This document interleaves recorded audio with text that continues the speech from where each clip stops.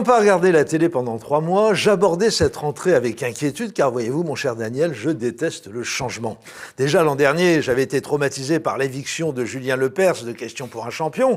Alors, en allumant mon poste à Galen, la voix de son maître, début septembre, j'ai été tendu, angoissé, tenaillé par des questions du genre « Bertrand Renard est-il toujours à l'antenne ? Ou a-t-il été viré parce qu'on a découvert qu'il planquait une calculette sous son pupitre des chiffres et des lettres ? Michel Drucker a-t-il été mis en examen pour corruption de personnes âgées après avoir organisé des castings douteux au cours desquels il filmait des spectateurs octogénaires de Vivement Dimanche en train de caresser sa petite chienne roumaine ? C'est dégueulasse. Et surtout, je m'inquiétais pour l'excellent Frédéric Lopez, alias l'empathique polymorphe, l'écoutant des résilients, l'ami du bonheur, le bon copain comme du bon pain. Je me demandais s'il avait retrouvé la place qu'il mérite sur France 2. Eh bien oui, il remplace Sophie Davant tous les jours dans une émission d'accueil de cas sociaux comme il les aime. Elle se prostitue, elle se drogue. Oui, elle se drogue, elle est alcoolique. Enfin, vraiment, presque le stéréotype de la pauvre fille, quoi. Avec Violente. un mari, voilà, violente, avec un mari qui est son Mac, en fait. Voilà, je vous épargne la suite où elle raconte comment, à l'âge de 6 ans, elle a vu sa gentille maman, c'est d'elle dont elle parlait, poignarder à mort un passant dans la rue, sinon on va tous pleurer. Ah, il n'a pas son pareil pour confesser les orphelines revenues de l'enfer sur terre, notre Fredo. Il appelle ça des itinéraires inspirants. Et, par contre, à l'occasion de cette rentrée, j'ai appris quelque chose sur lui qui m'a beaucoup déçu. Est-ce que je peux vous faire une confidence Oui. en direct et je vous jure que c'est vrai, c'est sincère. C'est-à-dire qu'on est tellement en train de travailler que je vous jure que je suis en train de découvrir tout ce que vous dites. En fait, moi, je croyais que ça marchait. Non, Mais ça marche. vous en sortez. Sérieux, mais ça marche pas, mon émission. Si. Alors, ce que j'ai appris, c'est que Frédéric Lopez est un gros mytho. Le gars est à l'antenne tous les jours depuis plus d'une semaine. Il est producteur de son émission et veut nous faire gober qu'il n'était pas au courant des audiences catastrophiques qu'il enregistrait. Il travaillait trop. Et ça marche pas, mon émission. Si. Ah, il nous prend vraiment pour des busards, le Fredo. En plus, on le voit sur sa tête quand il a l'idée de balancer ce gros bobard pour faire le malin. Regardez attentivement. De faire que l'émission soit, on puisse en être fier, que chacun, on soit content Regardez, là, il vient d'avoir l'idée. Hein, il a l'idée, relance le magnétos, le bodan. et fier de l'émission. Et pour ça, c'est d'abord du travail.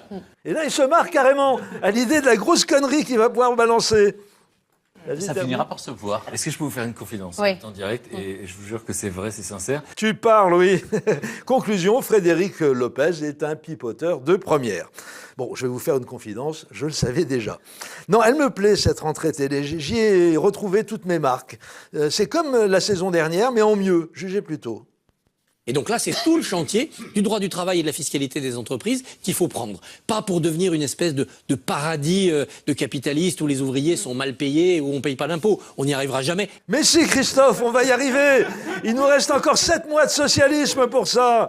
Vous voyez, cette année, les habitués de C'est dans l'air ont manifestement l'intention de dire les choses comme ils les pensent vraiment. Bravo. Non, c'est vraiment une rentrée de télé réconfortante que j'ai vécue.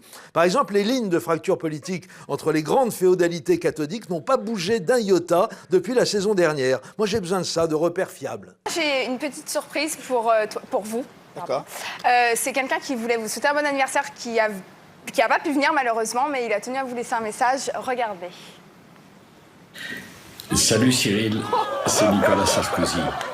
Des informations très précises m'ont indiqué que c'était votre anniversaire. Ces informations ne m'ont pas dit quel âge. Je voulais vous dire que j'aime votre énergie, que j'aime votre enthousiasme, que parfois même je peux m'y reconnaître. Bon anniversaire Cyril. Merci. Il fout un peu les jetons quand même. Hein. Je ne sais pas qui lui a mis ces 2 cocards. Enfin bon. Alors ça, c'est la droite décomplexée qui met des nouilles dans les caleçons du petit personnel. Voyons maintenant la gauche moderniste. Bonjour Monsieur le Président. Bonjour. Quand on a ce message-là, quand on a cette histoire-là, on doit être à la hauteur de son histoire et de sa réputation. Merci. Merci beaucoup. Petit vent. Alors voilà, hein, ce sémillant jeune homme qui lève le pouce, vous l'avez reconnu, n'est autre que le chef de la com de l'Élysée, Gaspard Ganzer, qui n'a pas l'air franchement hostile à l'équipe de Quotidien, ex le petit journal, et pour cause. Hein, j'ai lu quelque part que François Hollande était très fan du programme et qu'il lui était arrivé de convier à déjeuner sur le pouce à l'Élysée les équipes du petit journal croisées sur un événement. D'où le geste de Gaspard Ganzer, voyez, avec le pouce. Quant au nouveau petit journal, il est, comment dire...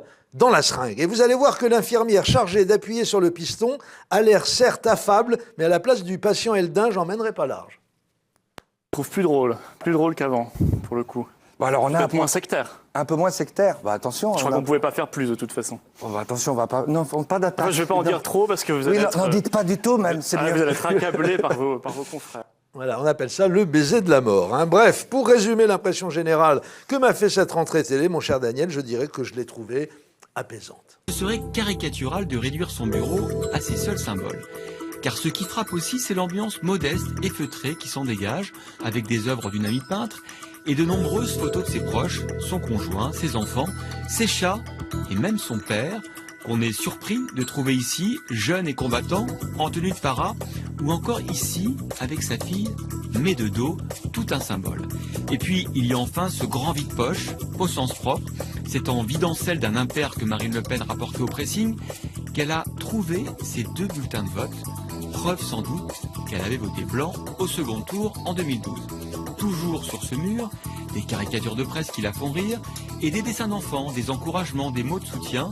J'ai oublié quelque chose ? Non, non, cher ami, tout y est. L'ambiance modeste et feutrée, les dessins d'enfants, les photos des minous et même celles du papounet, jeune et sémillant dans son bel uniforme de para, avec son poignard de la Waffen-SS dans la main gauche et la manivelle de la Gégène dans la droite. Ah, nostalgie quand tu nous tiens. Merci TF1 pour ce bel exemple de journalisme apaisé. Voilà, et on vous retrouve, j'espère aussi apaisé, le mois prochain. Didier, alors, est-ce qu'on peut essayer de comprendre quelque chose à l'islam ou est-ce qu'il faut se résigner à comprendre pourquoi on n'y comprend rien? C'est le débat passionnant de l'émission qui suit.